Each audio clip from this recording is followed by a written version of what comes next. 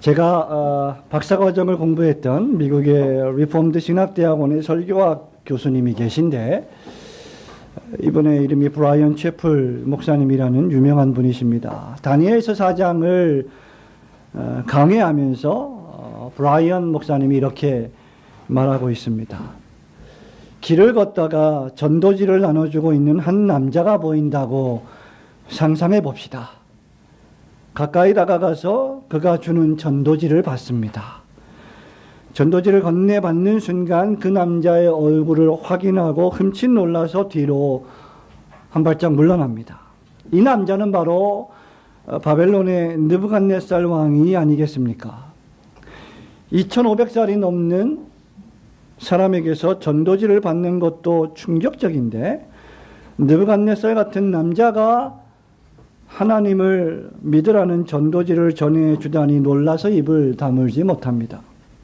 느부갓네살은 잔혹하기로 악명 높은 바벨론 왕이었고, 하나님의 백성들을 포로로 끌고 갔습니다. 기분 나쁘면 신하들을 죽이는 것쯤이야 우습게 여기는 변덕스러운 왕이었습니다. 자기가 꾼 꿈의 내용은 알려주지 않으면서 그 꿈을 해석하지 못하면 수십 명의 지혜자들을 다 죽이겠다고 협박했습니다. 우상숭배에 눈이 멀어서 금신상을 만들어 절하게 하고, 절하지 않으면 불에 태워 죽이라고 명령했습니다. 주님의 복음을 전할 가능성이 전혀 없는 사람을 꼽으라면 바로 구약의 느부갓네살 왕입니다. 이렇게 상상력을 발휘해서 다니엘서 4장 강해를 하고 있습니다.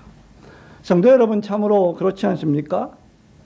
정말 구약에서 하나님을 믿을 수 없을 것 같은 인물을 꼽으라면 느부갓네살입니다. 신약에서도 한 사람을 꼽으라면 여러분 누구를 꼽으시겠습니까? 위대한 선교사 사울 되기 이전에 교회와 주님을 핍박하고 성도들을 잡아 죽이는 일에 앞장섰던 사울입니다. 그래서 사도 바울이 부활하신 주님을 만나 회심하고 제자가 되어서 다른 사도들과 함께 교제하고자 예루살렘에 갔는데도 불구하고 모든 제자들이 전부 다 사울을 두려워할 정도였습니다. 다른 사람은 다 예수님을 믿어도 사울만큼은 예수님을 믿지 않을 거야 라고 생각했던 것이죠. 그만큼 사울 역시 대단히 잔혹하기로 이름난 사람이었습니다. 사실상 느부갓네살 왕이 회개하고 하나님을 믿었는지 믿지 않았는지 이 문제에 대해서는 여전히 신학자들과 주석가들의 토론의 주 쟁점 가운데 하나입니다. 성경은 이에 대해서 명시적으로 말하고 있지 않습니다만은 4장 이후에 더 이상 느부갓네살 왕의 이름이 내용이 언급되지 않는 것으로 보아서, 또 그 이후에 바벨론을 통치했던 또 바벨론 이후의 나라들을 돌아볼 때에 선한 왕들이 없었음을 볼 때 아마 느부갓네살 왕은 하나님을 온전히 믿지 못했던 것이 아닌가라고 추측이 됩니다. 저는 느부갓네살 왕이 진정으로 회심한 것이 아니라는 견해에 조금 더 가깝지만, 오늘 우리가 읽은 이 본문의 말씀은 느부갓네살의 회심에 초점이 있지 않습니다. 본문 말씀은 하나님께서 이방 왕 느부갓네살에게 행하신 놀라운 일을 증거하는 데 그 참된 목적이 있습니다. 그래서 본문 34절은 어떻게 시작합니까? 그 기한이 참에 나 느부갓네살이 하늘을 우러러 보았더니 라고 시작한 것입니다. 하늘을 우러러 보았더니, 이 말씀은 우선 무엇보다도 홀로 감사와 찬양과 영광을 받으실 분은 오직 유일하신 한 분 하나님 뿐이십니다 라고 하는 고백과 같습니다. 34절의 말씀을 한번 같이 하나님 말씀 읽기를 원합니다. 시작.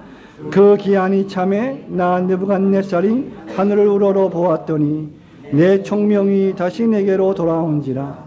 이에 내가 지극히 높으신 이에게 감사하며 영생하시는 이를 찬양하고 경배하였나니 그 권세는 영원한 권세요 그 나라는 대대에 이르리로다. 아멘. 천하의 제국을 호령하던 바벨론 왕이 들짐승같이 되어버린 지 7년이나 시간이 흘렀습니다. 짐승같이 풀을 뜯어 먹은 세월이 무려 7년입니다.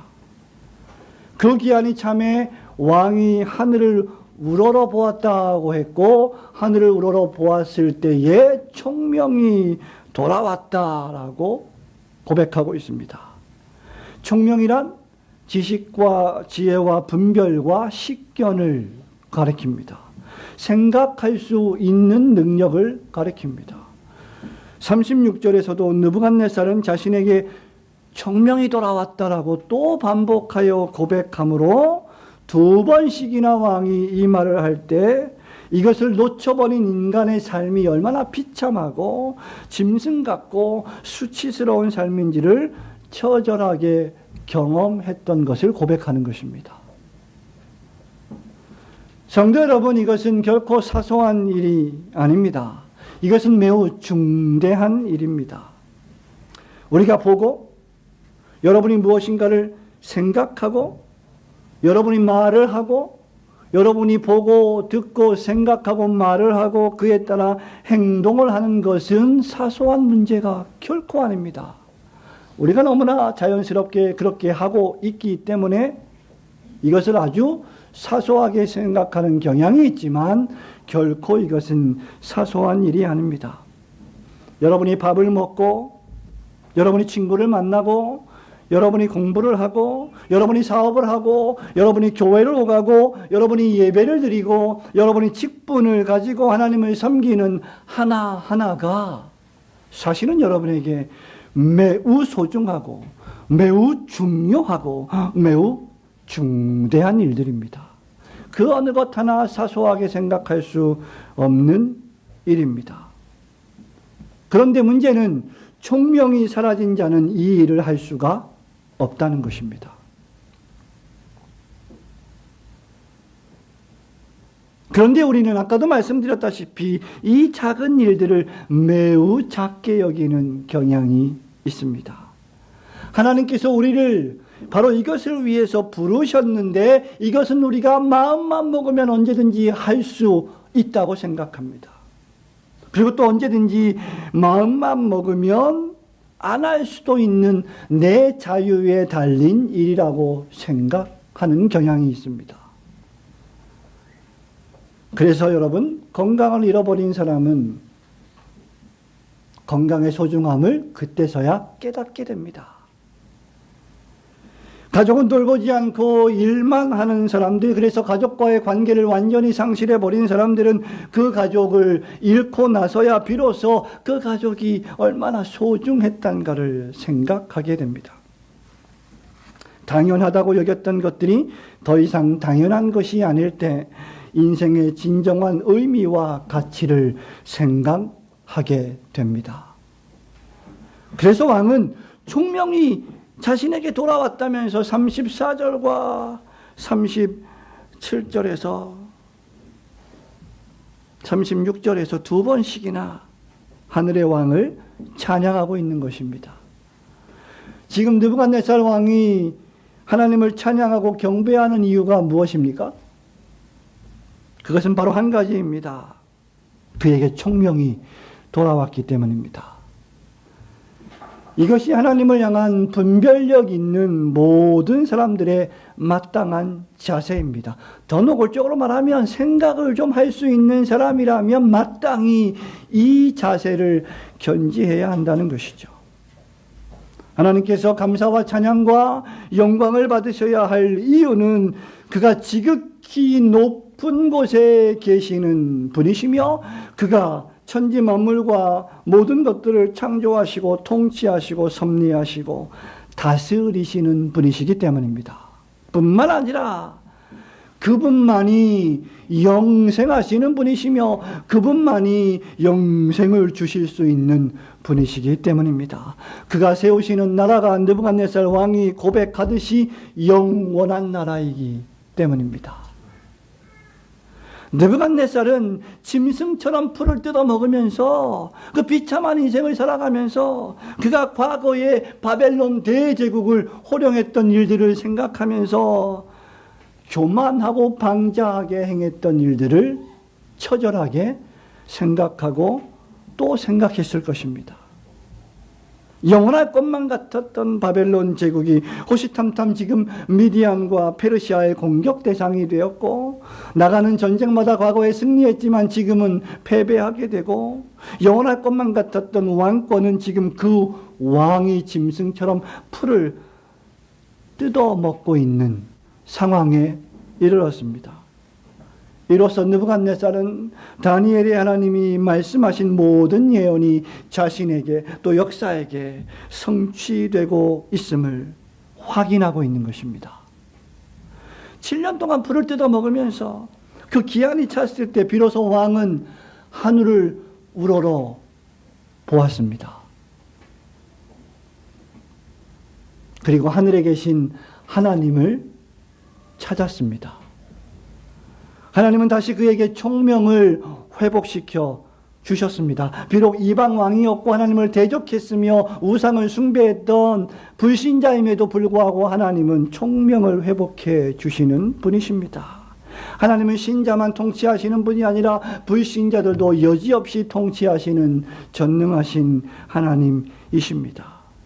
이처럼 하나님은 교만한 자를 대적하시며 그를 낮추시지만 겸손한 자에게는 자비를 베풀어 주십니다.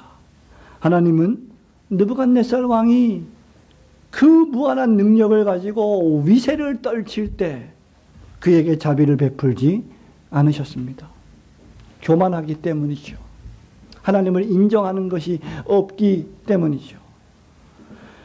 하나님은 그가 가장 비천한 지위에 떨어졌을 때 자비를 베푸셨습니다. 그리고 그는 고침을 받았습니다. 이제 더 이상 풀을 뜯어먹지 않게 되었습니다. 인간다운 삶을 살게 된 것입니다.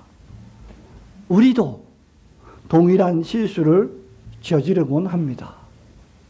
우리가 잘 나갈 때, 우리가 똑똑하고 소유가 많을 때, 아니 똑똑하지 않더라도 본인 스스로 본인이 똑똑하다고 생각할 때, 우리의 위세가 하늘을 찌를 때 하나님을 잊어버리고 교만해지기 쉬운 것은 언제나 신자에게 닥치는 유혹입니다.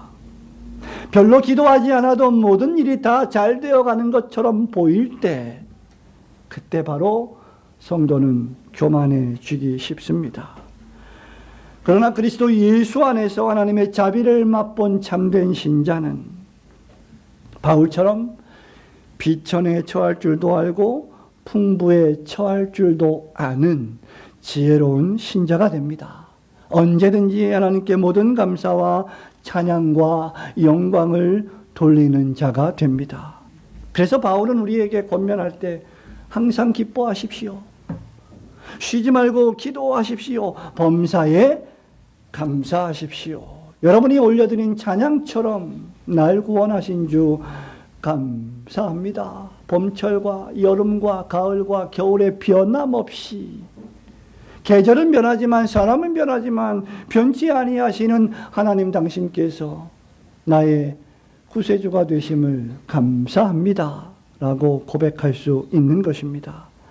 바울은 빌립보 교회에 편지하면서 빌립보서 4장 11절 12절에서 이렇게 말합니다. 성도들이여, 내가 궁핍함으로 말하는 것이 아닙니다. 어떠한 형편에 있든지 나는 자족하기를 배웠습니다. 나는 비천에 처할 줄도 알고 풍부에 처할 줄도 알아.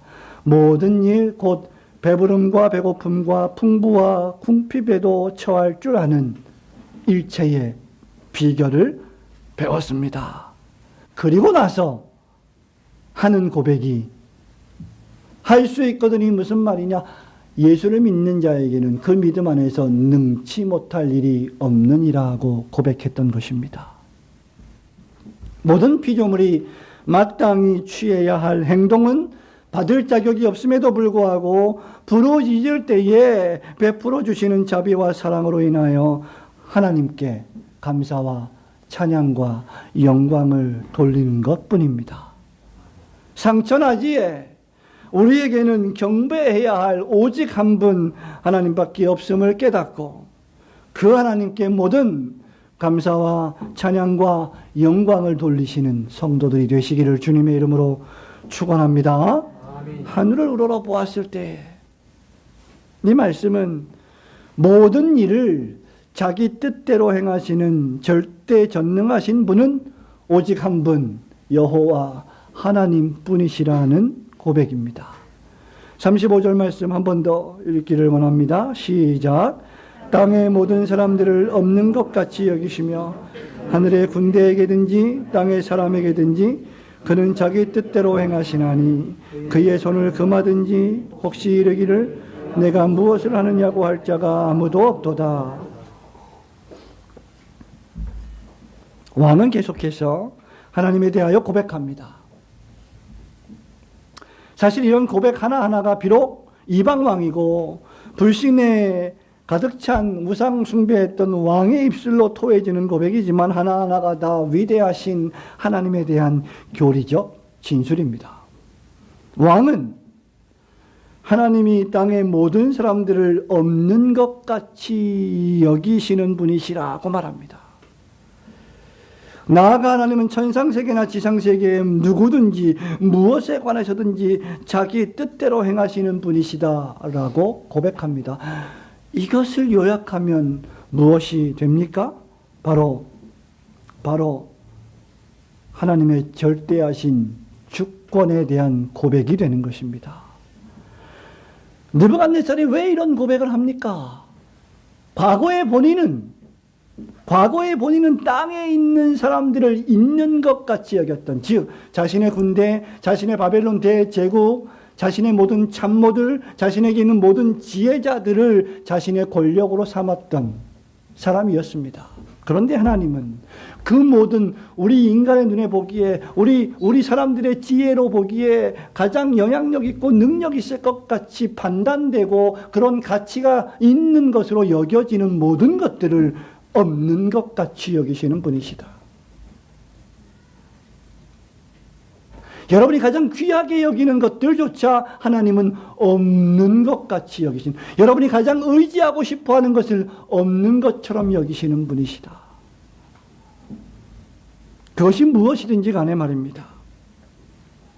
더욱 놀라운 사실은 이에 대해서 누구도 하나님 왜 당신이 이렇게 하십니까? 라고 따져 물을 사람이 없다고 말하고 있습니다.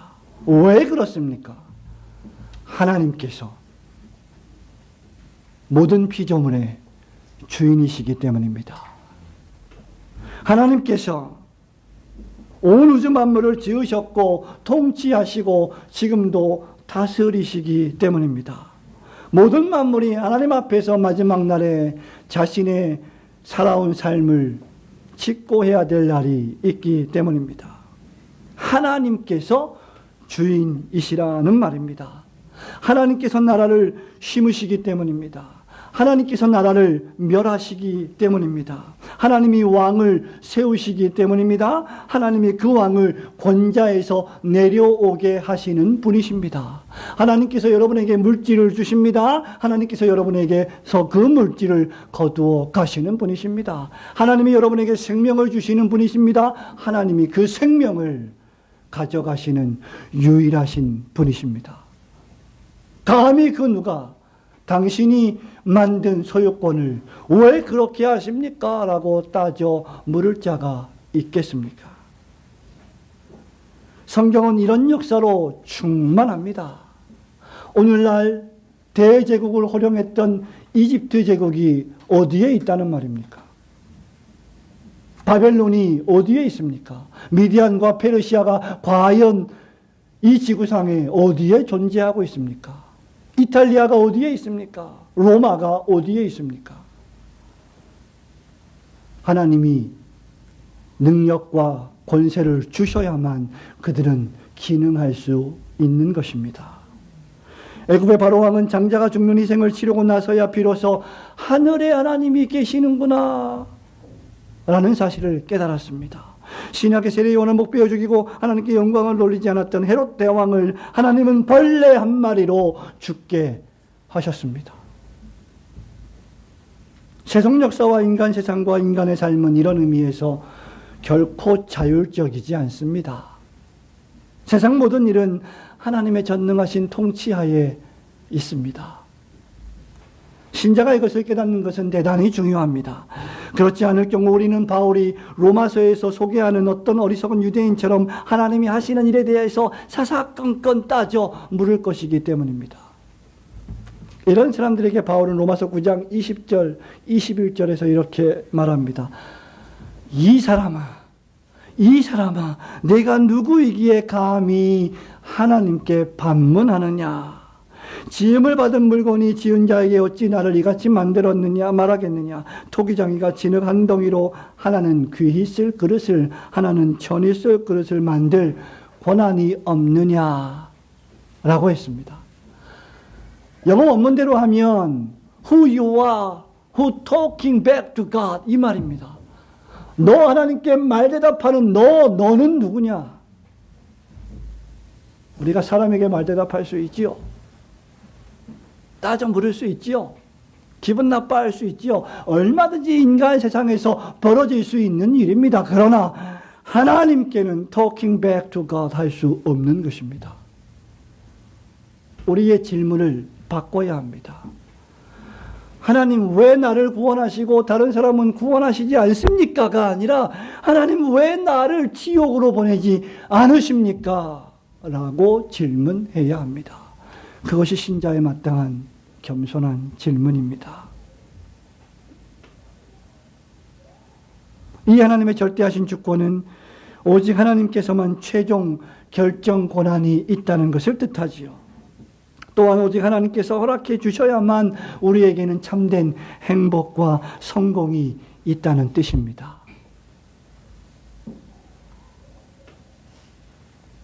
그래서 솔로몬 왕도 잠언 16장 9절에서 뭐라고 말합니까? 사람이 마음으로 자기의 길을 계획할지라도 그 걸음을 실제로 인도하시는 분은 여호와이시니라.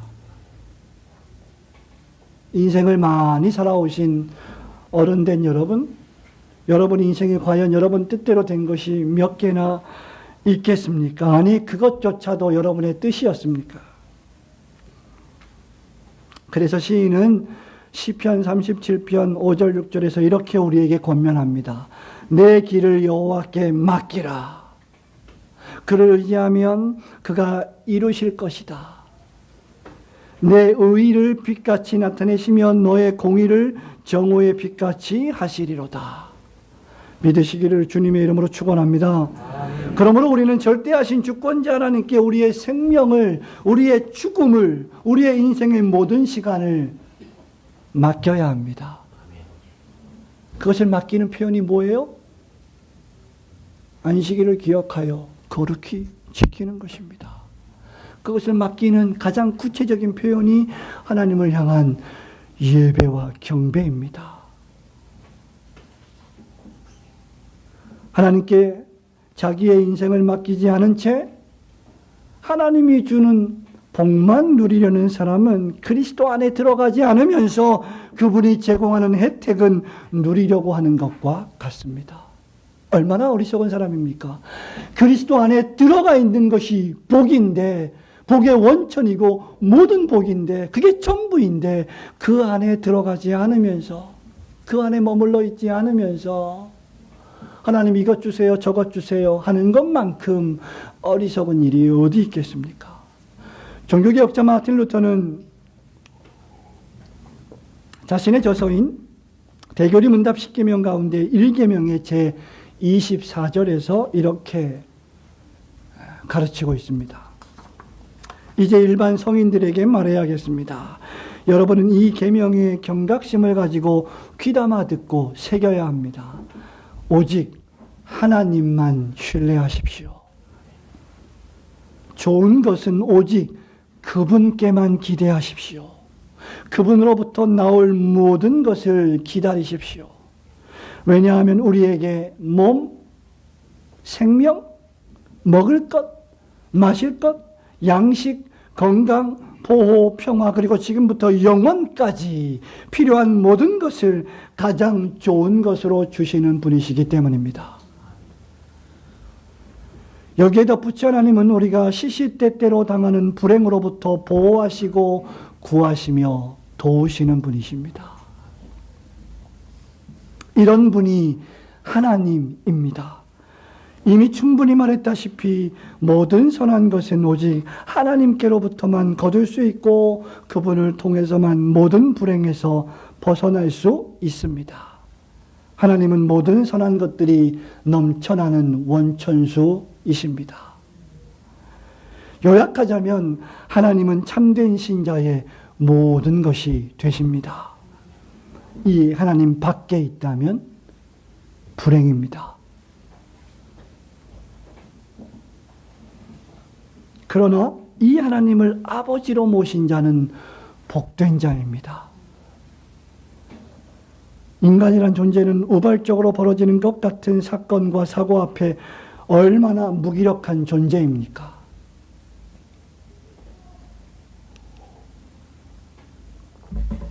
평생을 여러분, 우리 주변에 많잖아요? 평생을 열심히 돈을 벌면서 일해왔는데 갑자기 끔찍한 질병에 걸려서 얼마 살지 못하는 사형 선고를 받습니다.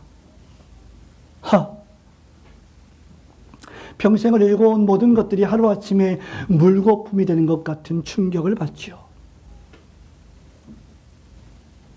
우리는 이런 일을 만나면 보통 인간은 속수무책입니다. 패닉에 빠집니다. 공황 상태에 빠집니다. 우리가 할 수 있는 일이 뭐가 있을까요? 우리가 할 수 있는 일은 보험에 드는 겁니다. 보험에 가입하는 거예요. 우리가 할 수 있는 일은 무엇입니까? 감기 몸살에 걸렸을 때 그저 약을 먹고 침대에 누워있는 것뿐입니다. 뭘 할 수가 있습니까? 제가 안 아파요. 제가 안 아픈데 몸만 지금 이래요. 신기해요, 지금. 어제 저녁부터 갑자기. 절대로 무리하지 않습니다. 토요일 날. 말도 많이 안 해요. 실로 하나님이 여러분을 돌보시고 살려주시지 않는다면 우리는 죽은 목숨입니다. 그러므로 이 세상에 영원한 인생이란 없지요. 그것이 우리가 다니엘서를 계속 살펴보는 이유가 아닙니까? 마찬가지로 어떤 왕도 어떤 나라도 영원하지 않습니다. 갑작스러운 사건 앞에서, 아니 사실은 갑작스러운 일이 아니지요. 너무나 자연스럽고 당연한 사건 앞에서 유한한 인간은 자신이 얼마나 무능력한 존재인지를 깨닫게 됩니다. 지금 느부갓네살의 감정이 바로 이와 같은 것입니다. 하나님의 자비가 아니시면 그는 여전히 풀을 뜯어먹는 짐승일 뿐입니다. 그런데 기회를 주셔서 다시 총명을 회복시켜 주셨고, 다시 물질을 주셨고, 다시 군대를 주셨고, 다시 영광과 위세를 회복시켜 주셨습니다. 불신자도, 본래 하나님을 섬기지 않았던 자도 이렇게 하나님을 찬미하는데, 지혜로운 신자는 모든 것을 여호와께 맡기며 여호와 하나님의 지도를 받아 믿음으로 살지 않아서야 되겠습니까? 하루하루 살면서 한 해와 또 한 해를 살아가면서 늘 신자가 되뇌어야 할 것은 하늘에 그 모든 것을 그 뜻대로 결정하시는 하나님이 계시다는 것을 인정하는 것입니다. 바울은 에베소서 1장 11절 12절에서 하나님을 가리켜 모든 일을 그 마음의 원대로 역사하시는 분이다 라고 기록하고 있습니다. 그 모든 일을 그 마음의 원대로 역사하시는 자의 뜻을 따라 우리가 예정을 입어 그 안에서 기업이 되었으니 이는 그리스도 안에서 전부터 바라던 우리로 그의 영광의 찬송이 되게 하려 하심이라.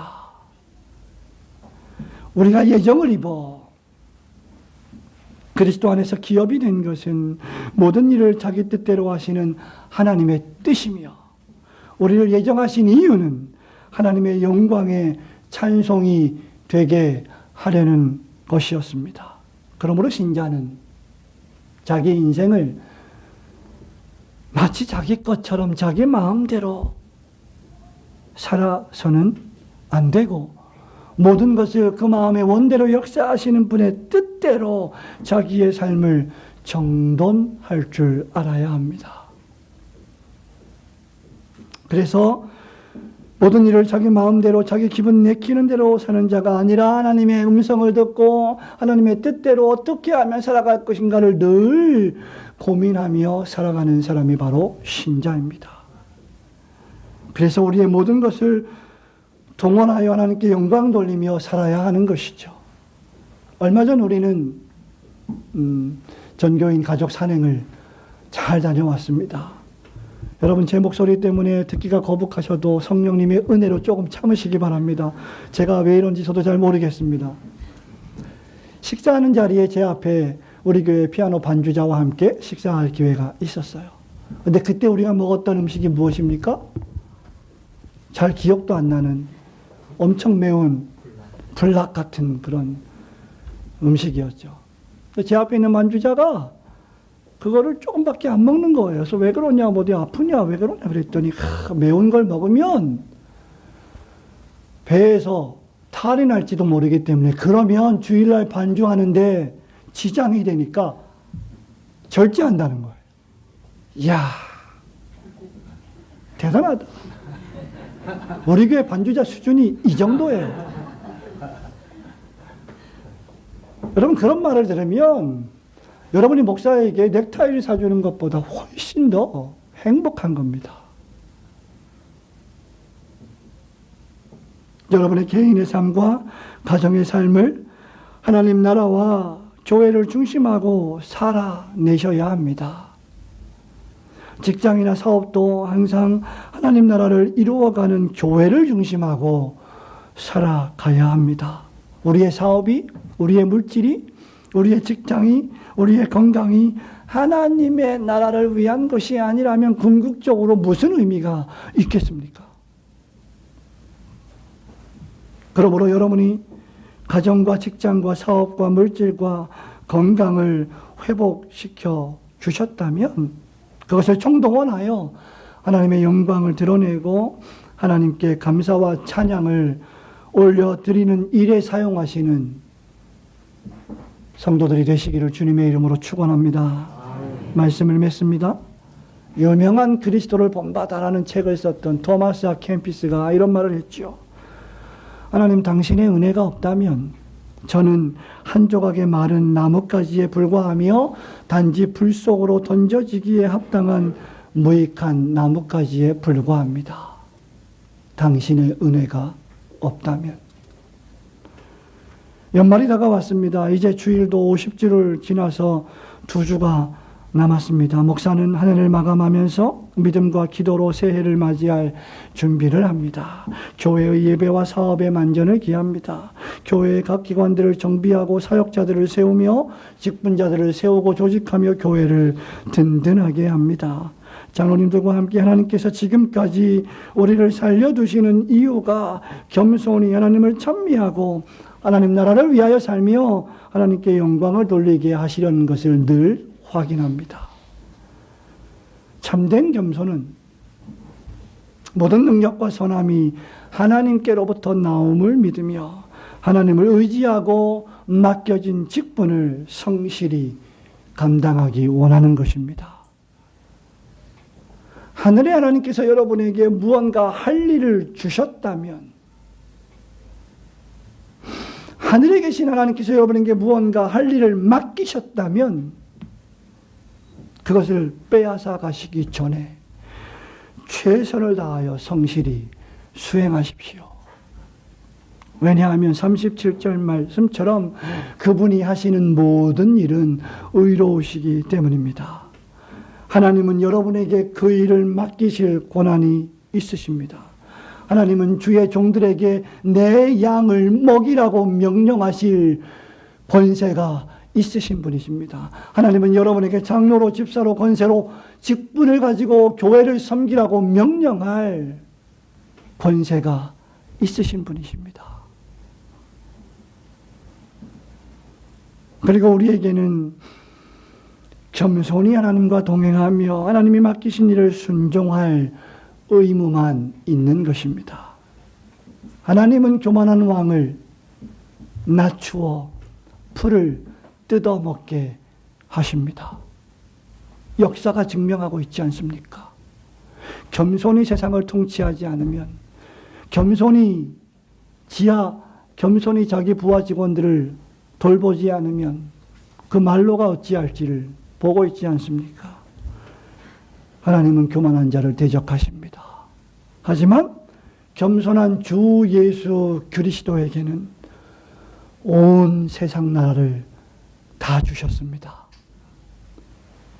그는 근본 하나님의 본체시나 하나님과 동등됨을 취할 것으로 여기지 아니하시고 자기를 비워 겸손히 종의 형체를 가지셨고 죽기까지 순종하셨습니다. 우리의 순종은 구원을 얻기 위한 순종이 아니라 그리스도께서 이미 성취하신 그 순종을 본받는 순종입니다. 그분이 죽기까지 순종하셨다면 저와 여러분도 죽기까지 하나님 나라와 교회를 위하여 순종하는 삶을 살아야 하지 않겠습니까?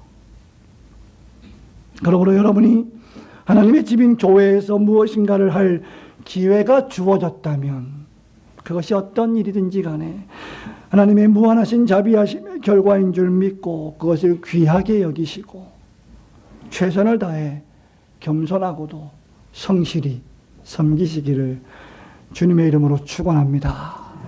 아멘.